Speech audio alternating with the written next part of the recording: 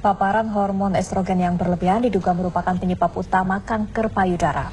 Perempuan yang berisiko terserang kanker ini adalah mereka yang telah aktif secara hormonal.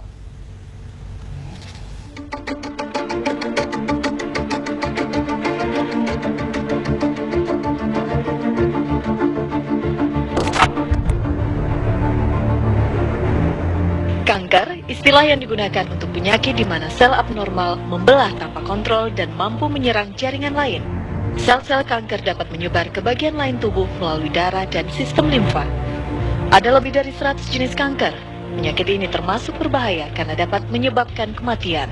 Salah satu kanker yang paling ditakuti kaum wanita adalah kanker payudara.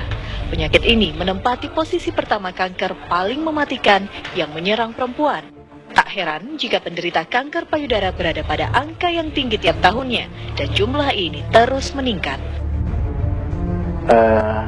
Tadi saya bilang bahwa angka kanker payudara itu kira-kira temuan kasus baru itu diperkirakan 25.000 kasus baru per tahun. Angkanya, perkiraan kasar. Nah, kalau bisa dibilang untuk angka darmais, untuk temuan kasus baru per tahun itu kita melayani kasus baru, entah itu stadium 1, 2, 3, dan 4. Itu kira-kira angkanya sekitar 1.100 sampai 1.200 kasus per tahun, di mana kira-kira hampir 40 sampai 50%-nya datang dengan stadium yang sudah terlambat. Mereka yang beresiko terkena kanker payudara adalah perempuan yang telah aktif secara hormonal, karena 70% penyebab utamanya adalah berlebihannya hormon estrogen selama bertahun-tahun. Sementara 30%-nya adalah faktor lain seperti stres, gaya hidup, dan juga genetik.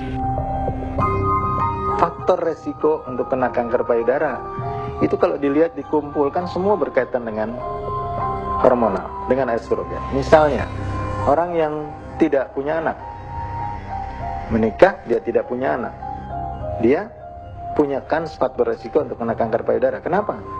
Karena setiap kali wanita itu haid, selalu estrogen itu tinggi, memberikan paparan ke payudara. Setiap kali wanita itu haid. Jadi kalau dia nggak pernah punya anak dalam hidupnya, dia menopause umur 55 tahun misalnya, sekian tahun dia kena paparan estrogen. Jadi si estrogen lah penyebabnya. Sementara bagi mereka yang mempunyai anak namun tak menyusui juga memiliki resiko terkena kanker payudara karena jumlah hormon estrogen yang tinggi. Gejala awal kanker payudara berupa benjolan pada sekitar payudara. Jika benjolan jinak, maka bisa dikatakan sebagai tumor. Namun, jika benjolan berpotensi menyebar ke bagian tubuh lain, maka itulah kanker. Seperti politisi Wanda Hamidah yang pernah bergulat dengan benjolan kecil berupa tumor yang sudah tumbuh 8 tahun di payudaranya. Jika benjolan itu tak segera diangkat, maka akan berpotensi menjadi kanker.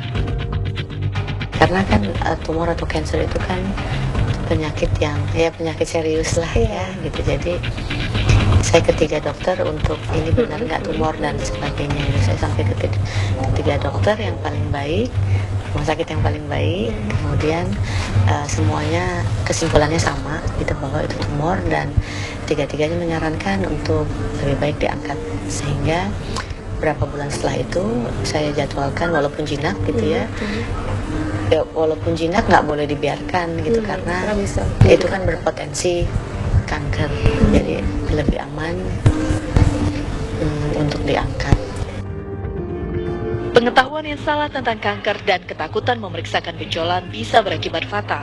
Cara mudah untuk memeriksa adanya benjolan pada payudara adalah dengan sadari atau periksa payudara sendiri. Bagi perempuan di atas usia 25 tahun, hendaknya rutin periksa kesehatan payudara dengan cara mamografi setiap 3 tahun sekali. Gaya hidup sehat juga menjadi salah satu cara untuk mencegah kanker payudara dan memperkecil resiko. Tentunya akan lebih baik mencegah sebelum terlambat. Tim TV One mengabarkan.